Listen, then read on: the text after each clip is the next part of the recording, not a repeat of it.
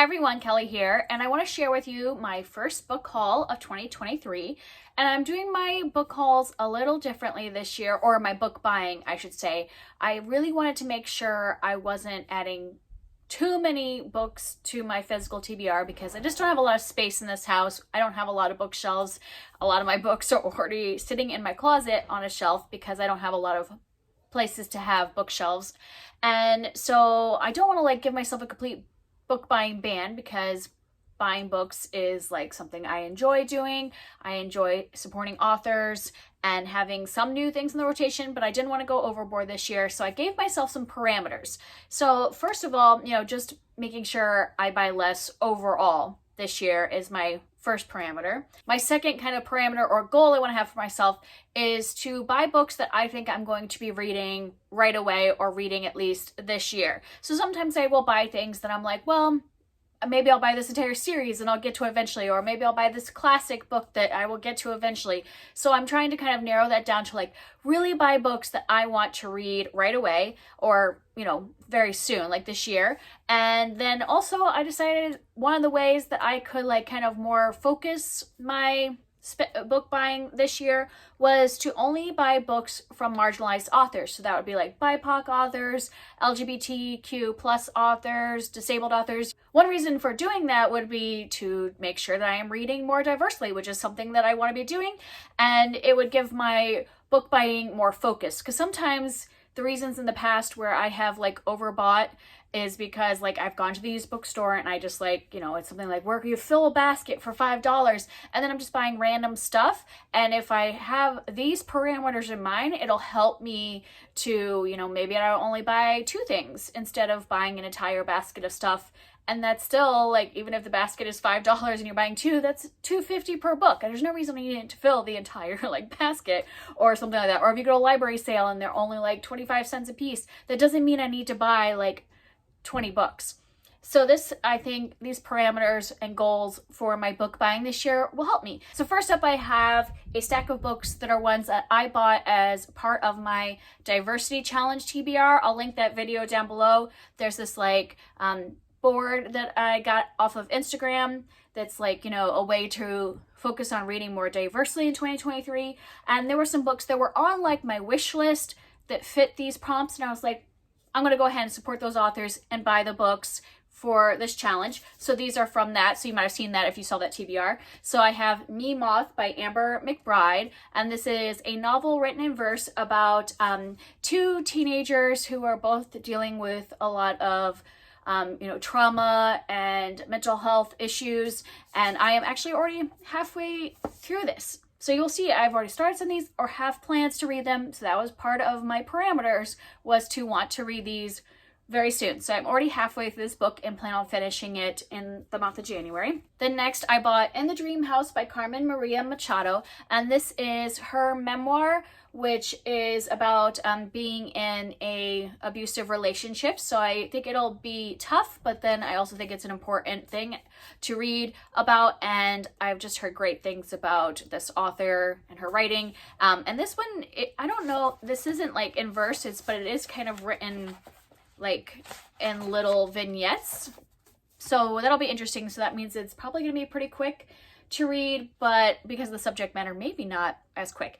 And I do have a plan. This is on my TBR for February. I plan on reading it next month. And then next I have Our Way Back to Always by Nina Moreno. And I think this will be a young adult romance. And from what I could tell from skimming the synopsis, this is about 2 teenagers that grew up as childhood friends, but then had some kind of falling out and they haven't been in contact or haven't really been friends for a few years. But then they find this bucket list that they had created when they were kids and decide to join together to finish these things before they finish school. I think that's what the kind of general gist of this is. So I think I'm going to put this on my February TBR. I'm basically putting all of my romance books on my February TBR. How much romance I actually read will depend on if I get burnt out on the genre, but this one will go on my February TBR because it is a romance. And then I have Love from A to Z by S.K. Ali, and this is about a girl who has a confrontation with her teacher and gets, I don't know if she gets suspended, she gets suspended, not expelled. She gets suspended, so she leaves on an early spring break trip to Qatar, I think to visit family, and then runs into this boy, and I think they are both dealing with a lot of things, and I don't know if it's a love story. I mean, I'm assuming love from A to Z means that it's a love story, and this one is going to be on my April TBR as part of like a special TBR I'm doing specifically for April, so that one has a plan to be read. And then I have 7 Days in June by Tia Williams, and this one I didn't read completely into it, but from what I could tell from my glancing through, that this is a second chance romance. Like these couple had been together a short amount of time when they were teenagers maybe, and now as adults are reuniting. I got this because it was like on the like Goodreads Choice Award. I think it won like a year ago or 2 years ago, and it just seemed like a lot of people were saying really great things about it, so I picked it up. But I don't necessarily look into synopsis a lot if a book is recommended by a lot of people I know. And then the last one in this category is The Best We Could Do by Thi Bui. And this one is a graphic memoir. So it's graphic. So this is following her family as they leave Vietnam and start their new lives in America. So it's an immigrant story, and I've heard good things about this. So those are the ones that I bought for that diversity challenge. Oh, and I forgot to say, I do have this one on my February TBR since it's a romance. And I have this one on my March TBR already. So I'm really trying to like commit to like putting these on a TBR and making sure I read them soon. And then my next category was I bought a couple books because I was inspired by a book I read recently. So I had read Star Child by E.B. Zeboy, which was a biography of Octavia E. Butler. And I really enjoyed that one. So I wanted to try something else by E.B. Zeboy. And I wanted to try something that had a little bit of speculative fiction in it. And most of her stuff, it seems to be more contemporary, but this one seems like it might have a little bit of speculative. I'm not for sure. But this is My Life as an Ice Cream Sandwich. And this one I have started just one chapter. So yeah, and this one is taking place in the 80s and is following this girl who has been living in Alabama, but now she's going to live with her dad in Harlem, and kind of that experience of, you know, moving from one place to another. I don't know if she's going to be living there permanently or if this is just a long visit, like for the summer or something. But yeah, this is the one I chose to try out from E.B. Zeboy because I think out of all the things she has, this seemed to be the one that might have the most speculative elements in it. And the reason I picked that is because she was talking about why she likes to write for a young audience and why she likes to put some speculative elements in her books because of being inspired by Octavia E. Butler. So that's why I chose that one.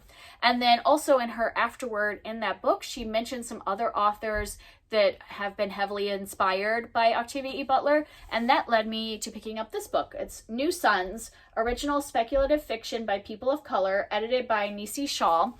And I was looking up Nisi Shawl because she's one of those that E.B. Zeboy says is heavily influenced by Octavia E. Butler, and she edited this. She did not write a story for it, but I just saw it and it looked really interesting. And so I decided to pick this one up. I would like to try some other things by Nisi Shawl, but it seemed like a lot of her stuff was self-published. And so I will probably buy the Kindle version of those to try some of her stuff specifically. But I wanted to read that short story collection. And then my last category are just some things that I threw in because some of these I had bought from Book Outlet and I needed to reach a certain amount in order to, you know, get the free shipping. So these are two that I got from Book Outlet and just threw in with other books I'd ordered. So I got Hazel Bly and the Deep Blue Sea by Ashley Herring Blake because this one is one I've been wanting to read. I wanted to read it last year and just didn't get to it.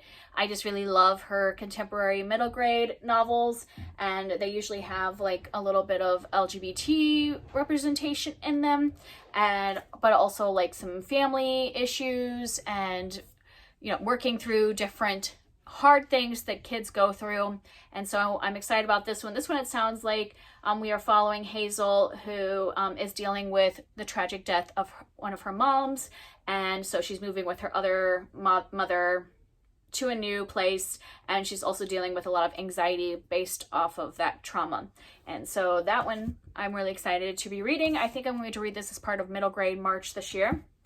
And then the last one is Maya and the Rising Dark by Rena Barron. And this is a fantasy novel that involves like a 12-year-old who is just like, living her normal life, and then weird things start to happen. She says that she witnesses the color bleed from the world. She's witnessing strange creatures, and things are coming from some of the stories that her father used to tell her, and then her father goes missing. So I think this is a series, like the beginning of a series. I don't know if the series is finished, but it just seems like the type of book I would really like, kind of like a fantasy series with a strong female main character, something I could share with my kids someday. So I wanted to give this a try. I don't have specific plans on when to read this. Maybe I'll pick it up during middle grade March, but look at this cover too. It's so pretty. So those are the 10 books that I bought this month. I do have plans to read most of these in the next few months, and then hopefully we'll read all of these this year. And having these parameters, I hope, will make sure that I really focus in on what I want to be buying and not just be like, impulse buying a bunch of books. That's my goal. So hopefully you won't see another haul from me for a few more months. Maybe I can just do one a quarter would be great, so that I can control the amount I'm spending and adding to my TBR, because I'm also trying to reduce my, read things from my TBR. Whether I reduce them, get rid of them, or whether I just read them would be great. So I don't want to add a ton, but I still want to, support authors, and I still want to buy some new books this year. So this is helpful. Only buying 10 this month and waiting maybe a few months, I think is good. So let me know if you've read any of these, how you felt about them, or if you want to talk about anything involving spending or book buying. You can always leave a comment, and I would love to talk to you down below. Thanks. Bye.